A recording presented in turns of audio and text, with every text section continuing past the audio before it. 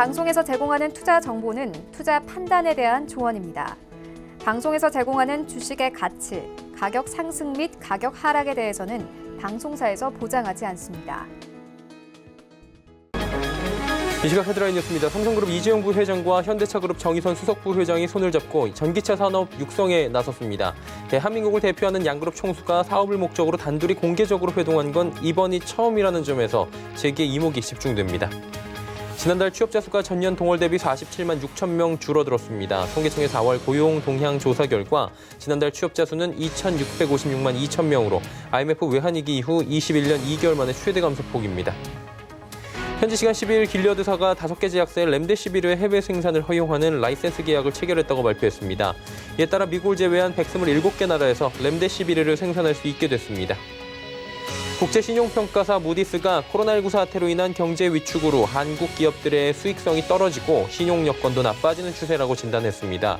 이어 이달 8일 기준으로 22개 한국 민간 비금융 기업 가운데 13개사를 신용 전망 부정적이나 신용 등급 하향 조정을 검토하고 있다고 밝혔습니다.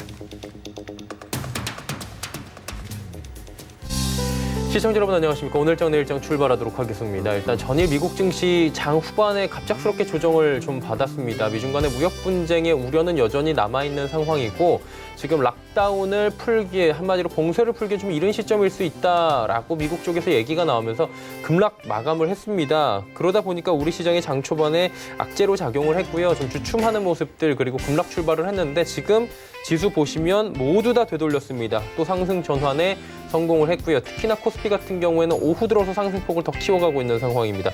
전체적으로 섹터들도 괜찮은데요. 덜 오른 섹터들이 오늘 이슈에 의해서 좀 강하게 움직입니다. 조금 전에 전해드린 소식, 이재용 부회장과 정의선 부회장이 단둘이 만났다. 전기차의 미래를 보여준다 뭐 이런 얘기들이 지금 나오고 있습니다. 전기차 관련 2차 전지 섹터들이 그동안 좀 못 움직인 부분들이 시장과 함께하지 못한 부분이 있었는데 오늘 일제히 급등 흐름 가져가는 모습들이 눈에 띄고요.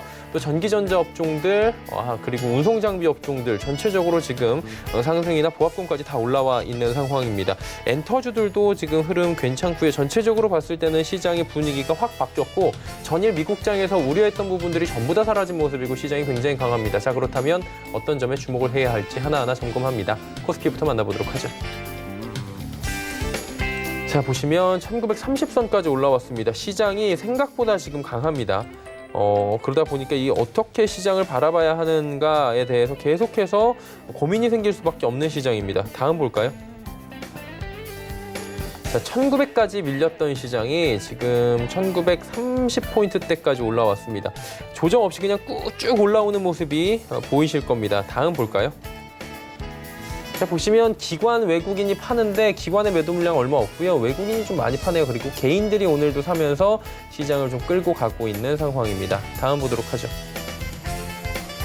삼성전자, 삼성바이오로직스가 올라가고 SK하이닉스, 네이버 빠지고 있는 상황입니다. SK하이닉스, 삼성전자가 좀 따로 움직이는 모습들도 포착이 되네요. 다음 보도록 하죠. 자, 셀트리온, LG화학, LG생건, 삼성 SDI, 현대차까지 모두 다 올라가고 전해드렸다시피 삼성 SDI 오늘 급등하는 이유는 알고 계실 겁니다. 정의선 부회장과 이재용 부회장이 만났습니다. 그리고 뭐 전기차 관련해서 만났기 때문에 배터리 생산하면 삼성 SDI죠. 오늘 급등합니다. 그리고 삼성 SDI와 함께하고 있는 에코프로 BM 잠시 뒤에 짚어드리겠지만 급등하고 있고요.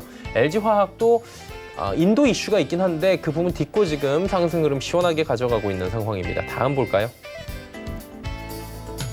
카카오도 올라가고요. 지금 SK텔레콤과 NC소프트 조정받는 가운데 NC소프트는 사실 신고가 경신하고 오늘 차익 실험 매물들이 좀 쏟아져 나오고 있는 상황입니다. 자, 그리고 현대모비스 하락에서 지금 보합권까지 올라온 상황입니다. 다음 볼까요? 잘 달립니다. 688.67 조금 있으면 이제 700선 얘기가 나올 수도 있는 정도까지 어느새 지수가 이렇게 올라온 상황입니다. 다음 볼까요? 예, 보시면 688, 689 사이에서 지금 계속 움직입니다. 자, 다음 이제 수급을 좀 볼 텐데 수급 좀 변동이 생겼을까요?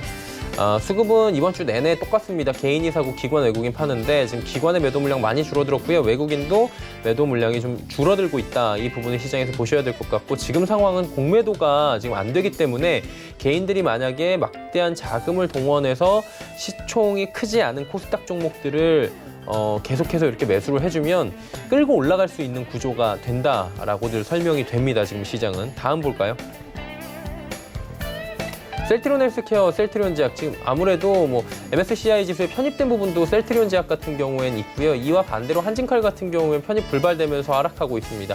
또 셀트리온 그룹주 같은 경우에는 지금 국책 얘기가 나왔죠. 코로나19 지금 치료제 관련해서 백신 관련해서 그러다 보니까 전체적으로 잘 달리고 HLB 어제 이어서 오늘도 하락합니다. 프라비스 호실적 발표하고 장 초반에 오름세였는데 지금 차익 실현 나오고요. 알테오젠 오늘도 급등하면서 엄청나네요. 시총 5위까지 지금 올라와 있는 상황입니다. 자, 다음 볼까요? CJ, ENM, KMW, 스튜디오 드래곤, 에코프로비엠 중에 보시면 에코프로비엠 조금 전에 설명을 해드렸을 겁니다. 에코프로비엠이 무려 16% 가까이 올라갑니다. 삼성 SDI와 에코프로비엠의 주가 흐름은 좀 같이 보시는 게 맞을 겁니다. 두 회사가 지금 합작해서 하는 것들이 분명히 올 초부터 공시가 나왔었고요. 그로 인해 매출이 발생을 하기 때문에 오늘 이재용 부회장과 정의선 부회장의 만남은 에코프로비엠에도 굉장한 호재가 될 수밖에 없습니다. 그러다 보니 큰 폭의 상승이 오늘 이렇게 수반이 되고 있습니다. 스튜디오 드래곤도 올라가고요. KMW 오늘 6만 원 밑으로 살짝 밀리네요. 다음 보도록 하죠. 제넥신 올라가고요. 나머지 종목들 소폭씩 다 조정을 받고 있는 상황입니다. 자, 다음 원달러 환율도 짚어보도록 하겠습니다. 자, 환율 보시면 1226원 20전인데 뭐 큰 변동은 없는 상황입니다. 종목 상담 활짝 열려 있습니다. 샵 0082번 100원의 정보 이용료 부과되는데요. 미리미리 종목 상담 보내주시면 2시 50분부터 함께 하도록 하겠습니다.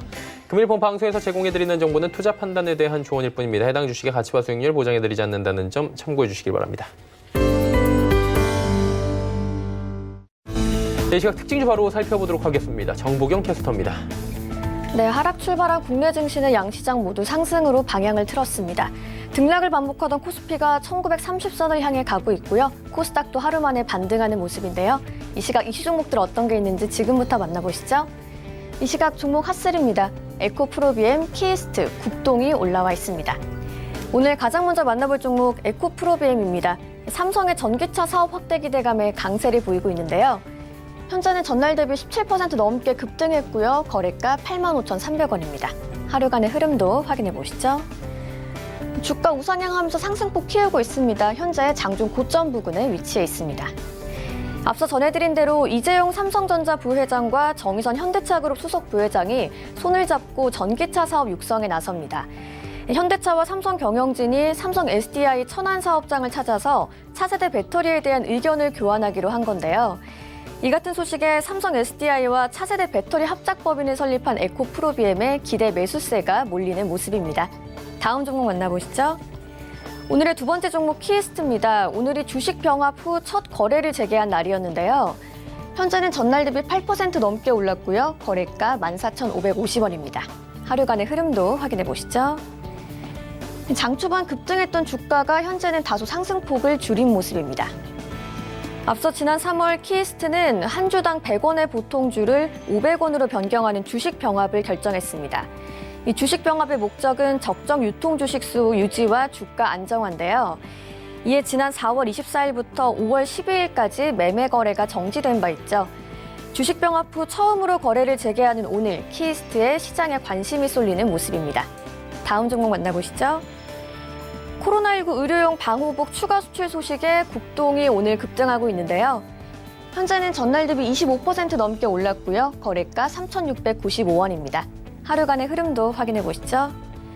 오늘 오전장에 상한가 가까이 오르기도 했고요. 종일 급등 흐름 이어가고 있습니다. 의류 제조기업 국동이 미국과 189억 원 규모의 코로나19 의료방호복 공급 계약을 체결했습니다. 이번 3차 계약으로 지난 1, 2차를 포함한 공급 공액은 총 697억 원에 달하는데요. 지난해 매출액 대비 약 31%에 해당하는 규모입니다. 한편 국동은 최근 대규모 수출을 통한 매출 성장을 이뤘는데요. 특히 방호복 수출량이 대폭 늘면서 2분기부터는 실적 상승이 본격화될 전망입니다. 지금까지 특징주 알아봤고요. 주요 암호화폐 시세 만나보겠습니다. 오늘 오후 1시 30분을 기준으로 알아보는 코인 시세입니다. 가장 먼저 비트코인이 0.12% 오르면서 1,080만 원대에 거래되고 있고요. 이더리움 0.3% 빠졌습니다. 가격은 23만 2천 원대입니다. 다음 암호화폐도 확인해 보시죠. 비트코인 캐시와 에어드란 살펴보시면요. 0.35% 빠진 비트코인 캐시 가격은 28만 4천 원대고요. 에어드란 2.73% 빠지면서 298원에 거래되고 있습니다. 다음도 확인해 보시죠. 리플과 라이트코인, 이오스, 모네로인데요. 모네로만 1.2% 오르면서 75,963원에 가격 형성돼 있는 모습입니다. 지금까지 이 시각 특징주와 주요 암호화폐 시세 만나봤습니다. 예, 이제 오늘 이슈 점검하도록 하겠습니다. 펠리지 투자 리서치 김민수 대표입니다. 안녕하세요. 네, 안녕하십니까. 미국 쪽 실업률 나왔는데 일자리가 2천만 개가 넘게 지금 사라졌다라는 얘기 나왔고요. 실업률이 14.7%입니다. 이게 가늠하기 어려울 정도라고 하는데 이게 어떤 건지 그리고 전망들 함께 들어볼까요? 네, 일단 지난 주말에 나왔던 고용 보고서의 이제 여파를 계속 체크를 해봐야 될 부분들인데요. 특히 그 발표됐던 흐름은 예상치보단 낫다란 반응 때문에서 시장에서 그렇게 큰 영향은 없었는데, 하지만 자세히 살펴보게 되면 상당히 앞으로에 대한 불안감은 커질 수밖에 없죠. 특히 말씀하셨던 실업률 14.7%, 그리고 비농업 부문의 일자리 수 2,050만 개 감소, 이쪽에 대한 부분을 봤을 때 대공황 때가 25%대 실업률이라고 합니다. 거의 이제 육박하러 가는 모습들이라고 하게 되면 부담이 크다고 봐야 될 것 같고요. 또 세부적인 내용을 봤을 때 경제활동 참여율이 60%대, 그리고 시간당 평균 임금은 급등했습니다. 그래서 7.9% 증가하는 걸로 나오는데, 이게 과연 좋은 수치는 아니죠. 특히 시간당 평균 임금 같은 경우는 저임금 일자리가 급감했다. 그렇기 때문에 평균 임금 자체가 올라갔다고 봐야 될 것 같고요. 그런 차원에서 이제 저임금 노동자 위주의 해고가 되다 보니까 대부분 구직을 포기하죠. 그러다 보니까 상대적으로 경제활동 참여율이 그렇게 큰 변화가 없이 나온다고는 볼 수 있는데, 이제 소비 기여도가 높은 저소득층이 타격을 받았다. 그러면 미국의 소비 지표 앞으로 안 좋을 수밖에 없다는 쪽으로 봐야 될 것 같고요. 또 하나 연구해고 우려가 높은 실업 기간에 5주에서 14주짜리 실업자가 700만 건 이상으로 나왔습니다. 근데 이 중에서 또 경제적 이유로 파트타임의 고용자 수가 오히려 전월에 비해서 512만 명이 증가했죠. 그렇다는 얘기는 일단 지금 파트타임 쪽으로 계속 잡이 늘어나고 있고, 쉽게 말씀드리면 정규직은 아직 늘어나지 않는다라는 쪽으로 보게 되면, 기업의 입장으로 봤었을 때 어떤 고용의 더딘 회복을 앞으로 고정 지출을 줄이기 위해서 고용이 더딜 수밖에 없다라고 얘기했던 보잉 CEO의 얘기처럼 이런 부분들도 계속 앞으로 주목해야 할 부분들이고요. 또 항목별 동향을 보게 되면 제조업과 서비스업 중에서 서비스업이 1,700만 명대, 제조업이 230만 명대다 보니까 서비스업에 대한 타격, 특히 쉬운 해고가 쉬운 쪽이죠. 그런 쪽에 대한 부담과 함께 서비스업 쪽에서는 레저나 접객 산업 쪽이 가장 많이, 거의 절반 가까이가 실업률이 높아지는 원인이 됐었고요.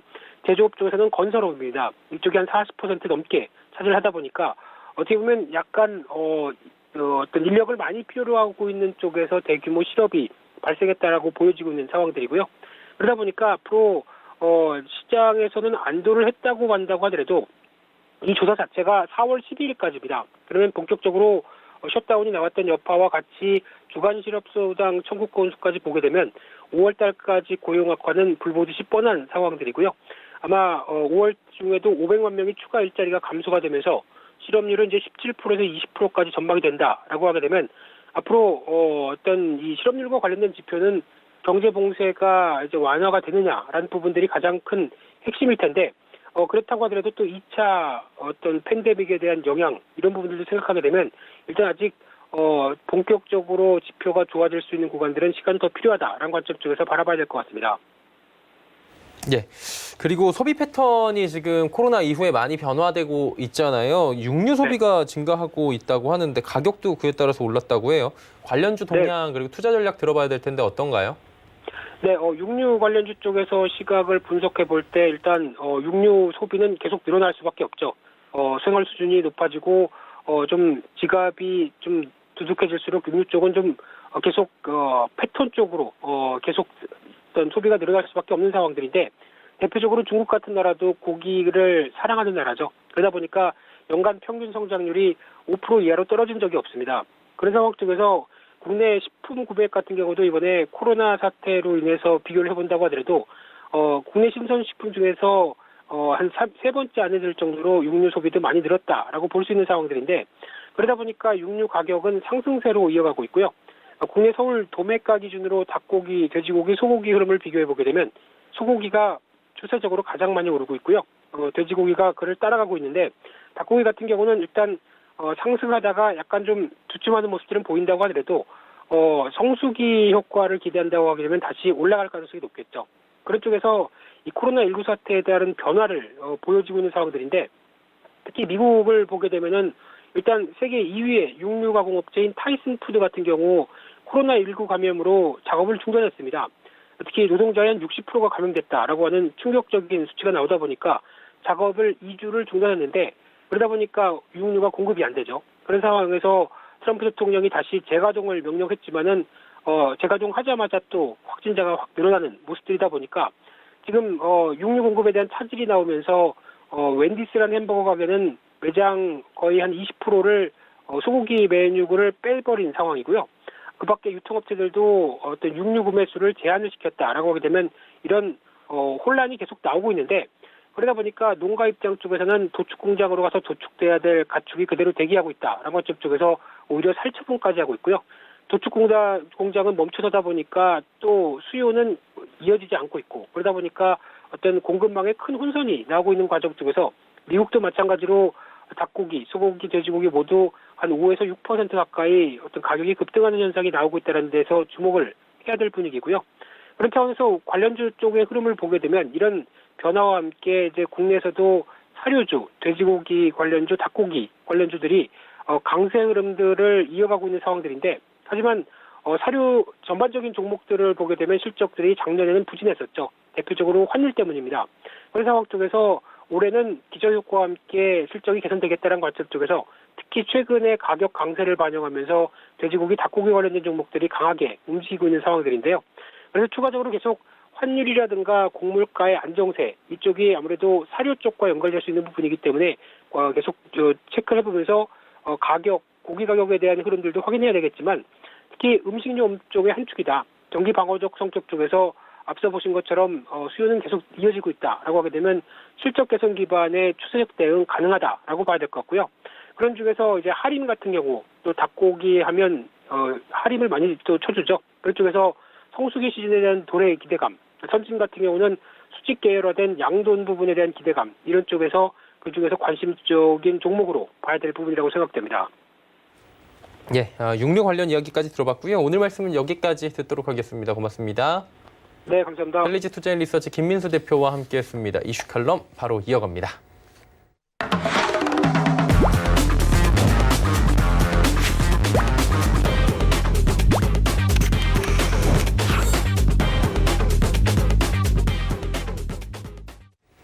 네, 이슈 칼럼 바로 이어가도록 하겠습니다. 오늘은 에스피엠 김형진 대표와 함께합니다. 대표 안녕하세요. 네, 안녕하십니까. 예, 국채 발행 일정이 글로벌 유동성 흐름에 미치는 영향을 지난주에 보자라고 말씀을 해주셨는데 이제 지난주였잖아요. 결과 나왔을 것 같은데 내용은 어땠습니까?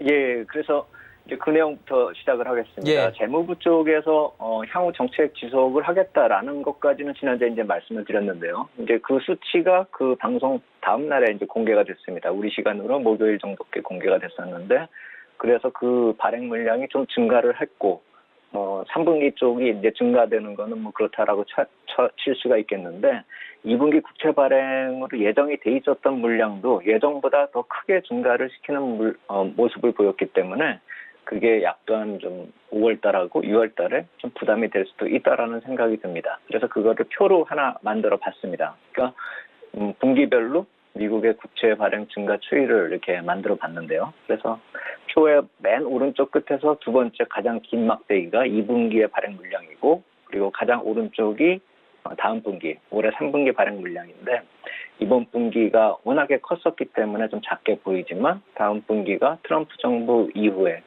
이번 분기를 제외하면 최대 물량이라는 것이죠. 그리고 이번 분기는 QE가 시행됐기 때문에 좀 특이한 경우라고 봐야 되겠죠.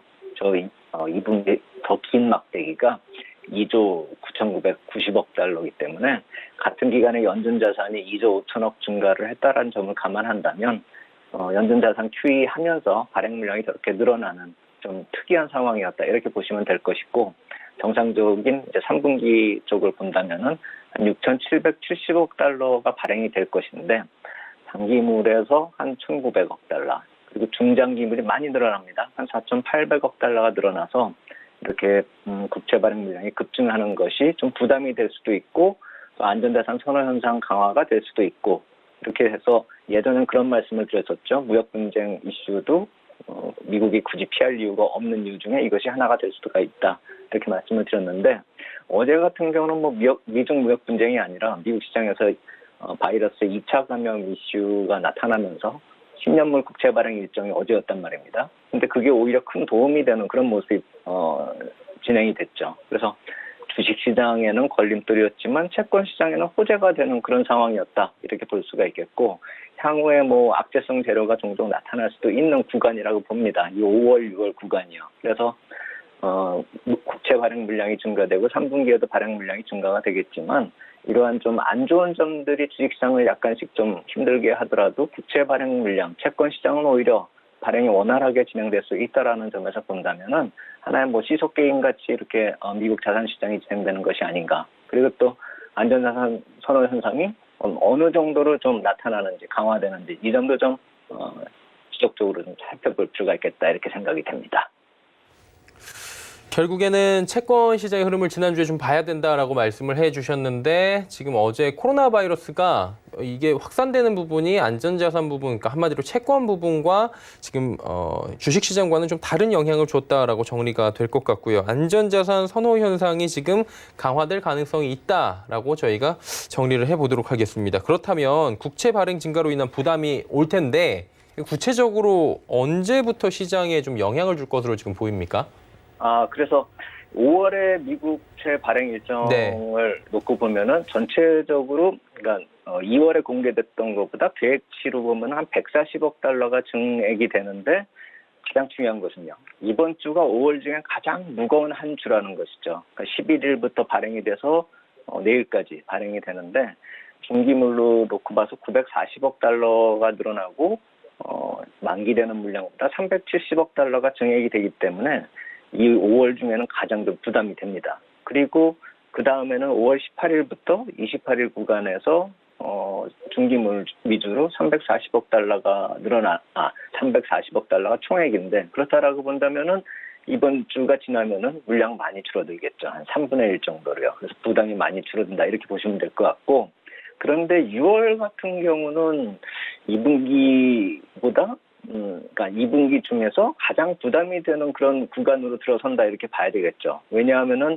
발행 총액이 한 4,180억 달러나 되거든요. 그리고 만기 되는 물량보다 2,280억 달러가 증액이 되기 때문에 상당히 부담스러운 구간이다 이렇게 볼 수가 있겠고 그리고 3분기 발행 총액을 놓고 보면 이제 9,100억 달러긴 한데 이게 한 달 동안 6월에 한 달 동안에 나오는 게 4천억 달러고 3분기는 3달 동안 9천억 달러이기 때문에 월 평균으로 따져본다면은 6월보다는 이제 점차 부담은 줄어들겠죠. 그래서 물량이 증가되는 추세를 이렇게 정리를 해본다면 이번 주가 좀 많이 부담이 되고 이번 주 넘기면은 좀 줄어들지만 6월 들어서는 또 다시 부담스럽고 그리고 3분기까지 좀 지속되지만 6월보다는 덜하다 이렇게 정리를 하면 되겠죠. 그래서 정책 대응이 이제 6월부터는 또 다시 나올 수 있다. FRB 쪽에서 어떠한 조치를 취할 수 있기 때문에 6월 10일에 FOMC 회의가 주목되면서 추가적인 QE 정책이나 꼭 QE가 아니어도 유동성 보완하는 그런 유동성의 우호적인 정책이 나올 가능성이 커진 상태라는 점 우리가 감안해서 좀 지켜볼 필요가 있겠다 이렇게 생각이 됩니다. 그러면 이제 결론적으로 봤을 때 글로벌 유동성 요입은 조금 더 조건상 힘들어졌다 이렇게 보는 게 맞는 건가요? 그렇죠. 이게 빠르게 우리가 반영이 되거나 이렇게 좀 이머징 마켓 쪽으로 우호적으로 변화되려고 한다면은 6월에 FOMC 회의에서 QE 쪽을 더 많이 강화를 해야 되는 그런 조건이 달리겠죠. 그래서 지금 현재로서는 그거를 확답을 할 수 있는 그런 상황이 아니기 때문에 지금 현재까지의 상황을 놓고 보면은 이머징 마켓 쪽으로 유동성이 갑자기 증가한다 이렇게 보기는 좀 힘들 것 같고 크레딧 지표가 정상화된 건 사실입니다. 그런데 그것이 이제 테드 스프레드나 미국의 이제 장단기 금리차 이런 것은 정상 상태였었던 그 구간으로 다 회복을 했는데 우리나라의 이제 외국인 투자자가 뭐 기환할 수 있는 그런 상황은 아니라는 것이죠. 그래서 이러한 달러 유동성 문제가 해결되는 것이 이머징 마켓 쪽으로 긍정적인 효과로 이어지지 못하고 있다라는 점을 이렇게 생각을 해봐야 된다는 것이죠. 구조적으로 좀 힘들다라는 것입니다. 그래서 그 표를 하나 만들어봤는데 미국 채권하고 이머징 마켓 국채 ETF 가격 흐름을 제가 뽑아봤습니다. 그래서 실질 금리를 이제 반영하기 위해서 위에 파란색 선은 미국의 물가채 뽑았고, 이것이 미 국채 10년물하고 거의 비슷하게 움직입니다. 그리고 아래쪽에 붉은색은 EMBI 스프레드에 적용되는 이머징 마켓 채권 지수 ETF 흐름인데요. 위에 푸른색 선이 내려오거나 이 붉은색 선이 올라가면서 이 차이가 좀 줄어들어야지만 좀 긍정적으로 볼 수가 있다라는 것인데 아직 그게 나타나지 않고 있다라는 것이죠. 그리고 4월 고점 부근, 그러니까 빨간색 선만 보더라도 4월 고점 부근에서 머무르고 있기 때문에 한 달이 지나는 동안에 이머징 마켓 선호도는 개선되지 못하고 있다 이렇게 보는 게 맞겠죠. 그래서 이 표를 보더라도 알 수가 있는 것이 이 펀더멘털적 요인을 이제 우리가 감안했을 때 코로나 바이러스로 인해서 교육 상황이 악화된 것은 기본적으로 깔고 가고 있는 것이고, 그리고 상품 시장 약세는 또 그것과 연결이 되고, 그리고 새롭게 나타나고 있는 미중 무역 분쟁 이슈 이런 것들이 악재로 지속적으로 작용이 되고 있기 때문에 이머징 마켓 저 지수 채권 지수 자체도 올라가지도 못하고 있는 것이고, 그래서 이게 선호도가 높아지지 못하고 있기 때문에 그 이 펀더멘털적 요인이 개선되지 못하는 한은 갑자기 어떤 큰 변화가 나타난다라기보다는 6월 FOMC 회의를 지나면서 유동성 흐름으로 인한 긍정적인 효과 정도, 그 정도를 좀 기대를 할 수밖에 없는 그런 상황이다 이렇게 말씀을 드리겠습니다. 지금 그리고 이제 국내 지수 좀 여쭤볼게요. 코스피가 이 코로나19 이후의 고점이 1960선 정도거든요. 지금 50, 60대를 5월 들어서도 지금 계속 건드리고 내려오는 상황이에요. 오늘도 40포인트대를 넘지 못하고 있는 상황인데 기간 조정이 지금 앞으로도 조금 더 길어질 수 있다라고 보는 게 맞습니까? 그렇죠. 그 말씀드린 대로 이제 우리 내부적인 유동성만으로 이렇게 좀 시장을 끌고 가려다 보니까 그게 좀 힘들다고 이렇게 봐야 되겠죠. 그래서 5월 후반부 쪽은 계속 시도를 하는 그런 구간이다 이렇게 보는 게 맞지 않을까 싶습니다. 그래서 시장이 안 좋다 이렇게 볼 필요는 없겠죠. 힘을 축적하는 구간으로 보는 게 맞지 않을까 보고 우리 내부적인 유동성이 나타내는 그 한계성이 결국 개별 종목적으로 갈 수밖에 없는 그런 상황이라는 점을 봐야 된다는 점을 감안한다면 큰 종목들이 움직이지 못하고 있기 때문에, 그러니까 경기 관련주나 수출 관련주 이쪽이 움직이지 못하고 있다는 점에서 그 한계성이 나타나고 있다는 것이죠. 이게 미국 시장 쪽에서 나타나는 그런 경기 회복에 대한 기대감보다는 우리가 좀 약간 좀 처진다 이렇게 봐야 되겠죠. 그래서 한번 미국 쪽의 경기 소비재하고 경기 방어 ETF 수익률을 비교하면서 우리 쪽으로 어떻게 변화가 좀 가능할까 이걸 살펴보기 위해서 하나 표를 만들어 봤는데요. 제가 표를 봤을 때 이제 노란색으로 박스를 하나 만든 구간이 3월에 안 좋았던 시기에 금리 인하하던 그쪽에서의 수익률 그 차이 흐름인데, 푸른색의 경기 소비재가 그 당시에 급락을 하고 필수 소비재는 빠르게 반등을 했었던 이번 QE 정책 초기 흐름이었다라는 것이죠. 그리고 그 이후부터는 푸른색 선이 빠르게 회복하는 모습이 특징적인데, 이 경기 소비재 주가들이 빠르게 회복을 했다는 것이죠. 그러니까 빠르게 이쪽에서 회복이 나타났다는 건 경기 회복에 대한 기대감이 시장에서 반영이 되고 있다는 것이죠. 그래서 이런 경기 회복 기대감이 가세 중이기 때문에 미국 시장에서 나타나는 그 주가 탄력이 상대적으로 좀 강할 수 있다 이렇게 볼 수가 있는 것이고, 우리 쪽을 놓고 봤을 때는 좀 비교 대상으로 볼 수 있는 것이 실적 시즌이 이제 마무리되는 그 구간이기 때문에요. 60일 신고가를 놓고 보면서 실적 보전주가 과연 몇 개나 되는 걸 따져보니까 오늘 12시 기준으로 거래소가 한 32개, 코스닥이 39개 정도인데 이 중에서는 실적만으로 올라가는 그런 상황이 아닌 종목도 있기 때문에 내용이 바이러스 영향의 연장선으로 그 수혜주들이 좀 언택 관련이나 음식 쪽에 좀 강세를 보이는 그럼 상대적으로 좀 내용이 좀 빈약하다는 것이죠. 그래서 코스피하고 더불어서 이머징 마켓 상대적 약세 요인이 계속되고 있고, 2019년에 나타났었던 그런 QE가 나타나도 주가 차별화는 재현될 가능성이 커지고 있고, 물론 그게 이제 미국이 오르고 이머징 마켓이 하락하는 그런 극단적인 모습은 아니어도 방향은 같지만 탄력의 문제다 이렇게 봐야 될 것이라는 것이죠. 그래서 6월에 어떤 정책적 변화가 추가된다라고 한다면 6월부터는 좀 글로벌 유동성이 미국 자산에 좀 우호적인 환경이 더 추가되면서 미국 시장이 안정되면 이머징 마켓 시장이 좀 차별화가 나더라도 상승 시도가 가능해지지 않을까. 그래서 제가 봤을 때는 6월 10일 FOMC 회의가 미국에도 도움이 되겠지만 만약에 추가적으로 어떤 QE 정책이 나타나거나 추가적인 어떤 완화 정책이 나타난다라고 한다면 글로벌 유동성 강화가 되면서 이머징 마켓 쪽으로도 좀 지금보다는 나은 모습이 나타나지 않을까 이렇게 생각을 해볼 수 있겠고, 결국 5월 후반부에서 6월 초까지 이 구간에서 나타나는 거래 일수는 한 열흘 정도 되겠죠.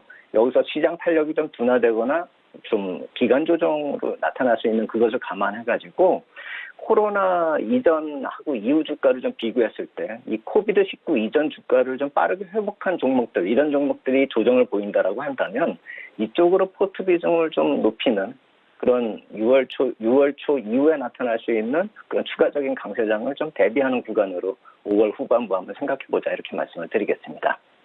예, 다음 달까지의 전략들까지 하나하나 짚어주셨고요. 오늘 말씀 여기까지 듣도록 하겠습니다. 고맙습니다. 감사합니다. SPM 김형진 대표와 이야기 나눠봤고요. 함께 나눠본 이야기들 정리해드리도록 하겠습니다.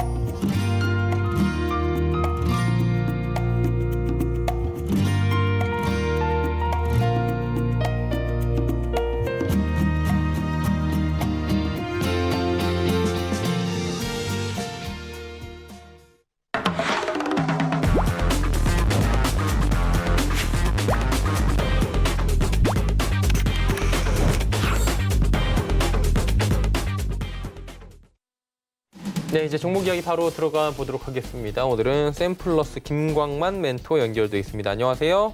예, 안녕하십니까? 예, 시장 상황이 글로벌 시장 대비해서 우리 시장 굉장히 또 좋은 모습들을 보여주고 있습니다. 어떤 종목들 이야기 들어볼지 첫 번째 종목부터 출발해 보도록 하죠. 어떤 종목입니까? 네, 일단 전주에 말씀드린 종목 세 종목을 간단하게 좀 살펴보도록 하겠습니다. 예. 일단 KTB 투자증권 같은 경우에는 6일날 말씀드린 이후에 한 3에서 4% 정도 수익이 났습니다. 네. 이후에 시장 장세 역량으로 현재 약간 조정 중에 있는데요. 일단 손절 라인은 이탈하지 않았으므로 추가적으로 중기 보유 가능해 보입니다. 그리고 다음 종목은 DNC 미디어. 일단 DNC 미디어는 6일날 말씀드리고 나서 장중 한 22% 정도 급등을 했습니다. 이후에 눌림이 있고 오늘 전고점을 다시 돌파 시도를 하고 있는데요. 일단 이 종목은 추세는 아직 살아있다고 보여집니다. 따라서 홀딩 가능하다고 판단됩니다. 그리고 다음 종목은 인선이엔티인데요. 이 인선이엔티는 폐기물 관련주로서 6일날 말씀드리고 나서 다음날 목표가 8,700원을 가볍게 돌파하고 8,870원까지 상승을 하였습니다. 따라서 목표가 도달 매도하였고요. 현재 시점에서도 이 종목은 추가적으로 더 가져가셔도 무방할 것으로 보여집니다. 예. 네, 그리고 이제 다음 오늘 새롭게 보여드릴 종목 첫 번째 종목 갈게요. 네네. 일단 ITM 반도체를 들고 나왔습니다. 네, ITM 반도체는 여러분도 다 아시겠지만 애플 관련주로 생각하시면 될 것 같습니다. 올해 기존 보호회로 대비 사이즈가 반으로 줄고 전력 소비 효율이 한 60% 정도 향상된 중저가 무선 이어폰 PMP를 채택으로 하반기에 수요가 큰 폭으로 좀 증가할 거라 이렇게 보여지고 있습니다. 따라서 또 이 회사는 실적이 나왔는데요. 1분기 영업이익이 118억으로 전년 대비 한 58% 정도 증가를 했습니다. 그리고 2분기 실적은 코로나 영역으로 당분간 좀 줄어들 거라 예상이 되지만 3분기나 내년에는 견조하게 상승할 것으로 이렇게 판단되어집니다. 이 매수가를 보시겠습니다. 현재 가격대에서 현재 가격대도 뭐 괜찮고요. 한 59,000원 중초반 정도에서 매수 가능해 보입니다. 분할 매수 가능해 보이고요. 손절가는 21선으로 잡아드리겠습니다. 손절가는 21선 56,300원 정도로 잡아드리고요. 목표가는 제가 봤을 때 단기적으로 한 65,000원 정도는 가볍게 갈 수 있지 않을까 생각하고 이후에 한 7,000원 정도까지 전고점 돌파도 가능해 보일 거라고 판단합니다. 다음 종목은 ABL 바이오 가지고 나왔는데요. 일단 ABL 바이오는 치매 관련주이자 이중 면역 항암 관련주입니다. 이 종목은 어제 이슈가 나왔는데요. 뉴스가 나왔는데 6월 22일 날 미국 암학회에서 이중항체 면역 항암 전 임상 결과를 발표한다는 그런 일정이 있습니다. 이런 종목은 일단 일정 매매에 관심을 좀 두셔야 돼요. 뭐 단기로 보시는 것보다 그 일정을 앞두고 꾸준히 밀릴 때마다가 좀 모아가는 그런 전략이 어떨까 이렇게 생각이 되는데요. 일단 이 종목은 내년에 또한 이제 상반기에 임상 진입이 예정된 파이프라인이 다수 포함되어 있어서 특히나 더 주목해야 할 것으로 이렇게 생각되어집니다. 일단 차트의 흐름을 좀 보도록 하겠습니다. 차트의 흐름을 보시면 단기적으로 이 종목은 단기적으로 저항대가 한 2만 원 정도의 저항대가 있는데요. 이 매수가는 일단 이 종목은 한 2만 원 이하에서 분할 매수가 좀 가능해 보여요. 단기적으로 2만 원 이하에서 분할 매수 가능해 보이고요. 목표가는 단기적으로 한 2만 2천 원 정도. 1차 2만 2천 원 정도로 보시면 될 것 같고요. 그 이후에 이거를 돌파하게 되면 한 2만 5천 원까지도 보실 수 있다고 저는 이렇게 생각이 됩니다.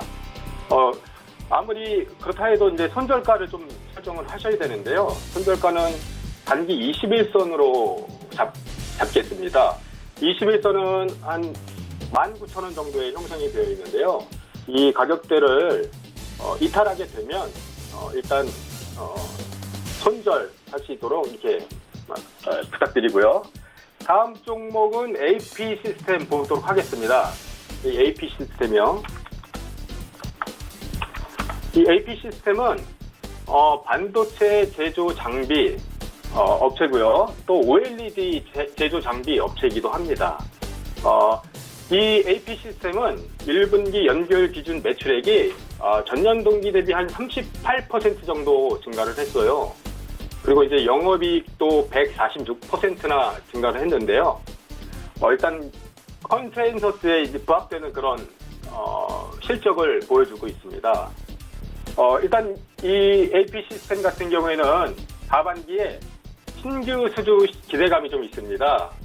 그리고 최근에 여러분도 아시겠지만 삼성전자가 LCD에서 OLED 전환을 하고 있어요.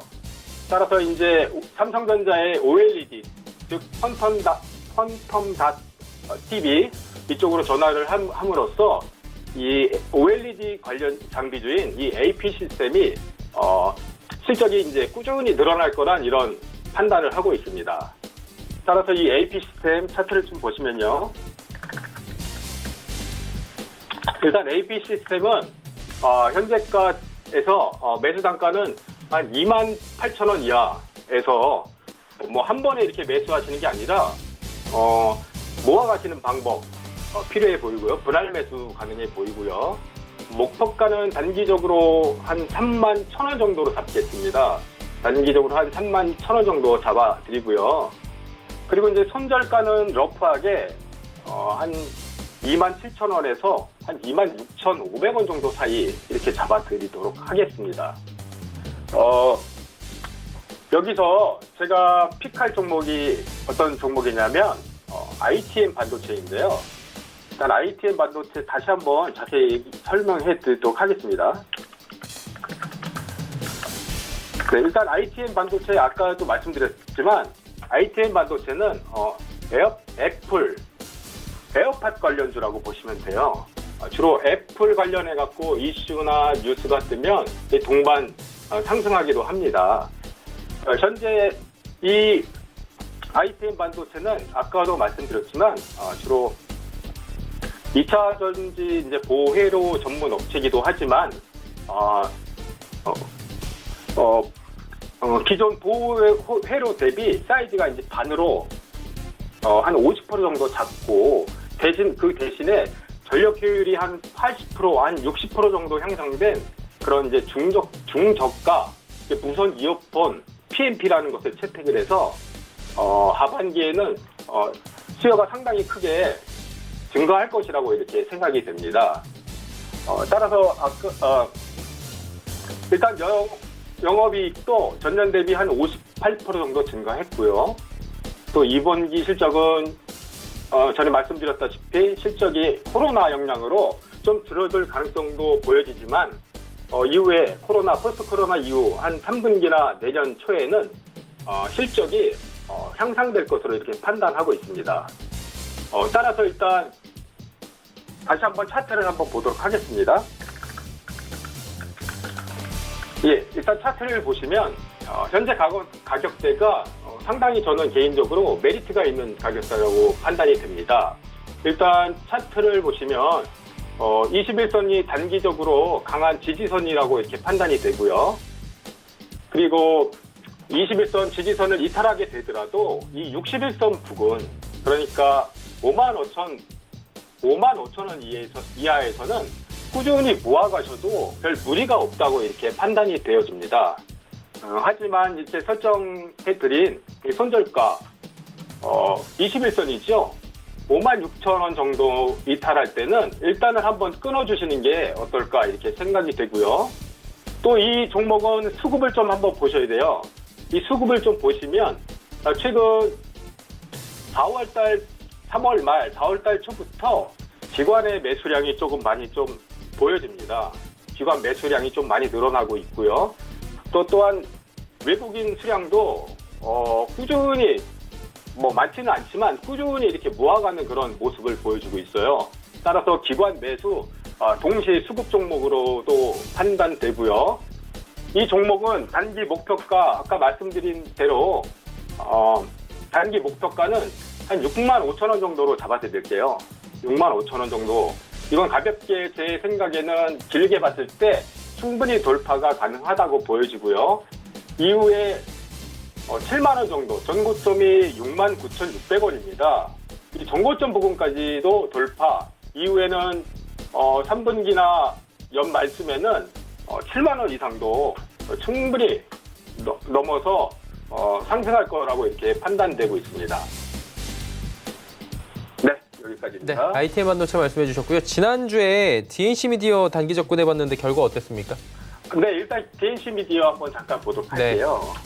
DNC 미디어가 그날 말씀해 주셨을 때 아마 생각보다 상당히 강했습니다. 그때 아마 고가가 한 22% 정도 수익이 났었는데요. 근데 그 이후에도 살짝 조정을 주긴 좀 했지만 오늘 한번 신고가를 다시 한번 찍었습니다. 그래서 이제 추세적으로 제가 봤을 때 이 DNC 미디어 같은 경우에는 여러분 전에 말씀드렸다시피 이 웹툰 관련주로 최근 다시 코로나 재확산이 좀 우려되고 있는 상황에서 이 웹툰 쪽은 아직까지도 괜찮다. 언택트 관련 이런 종목들은 한 번 가면 끝까지 간다 이렇게 판단이 되고 추세가 이거는 한 5일선이 안 무너지는 상황에서는 뭐 길게 끌고 가셔도 도망하지 않을까 이렇게 판단이 되고 있습니다. 네, DNC 미디어까지 이야기 나눠봤습니다. 자, 오늘 네네. 말씀 여기까지 듣도록 하겠습니다. 김광만 멘토와 함께했습니다. 고맙습니다. 네, 감사합니다. 네, 금일폰 방송에서 제공해드린 정보는 투자 판단에 대한 조언이었습니다. 해당 주식의 가치와 수익률 보장해드리지 않는다는 점 참고해 주시길 바랍니다. 저희가 준비한 소식은 여기까지입니다. 잠시 뒤에는 마감 임박 60분의 승부 바로 이어집니다. 채널 고정해 주시길 바랍니다. 고맙습니다.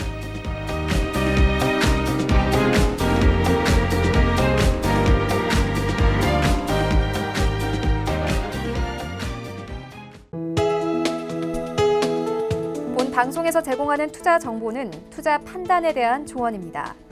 방송에서 제공하는 주식의 가치, 가격 상승 및 가격 하락에 대해서는 방송사에서 보장하지 않습니다.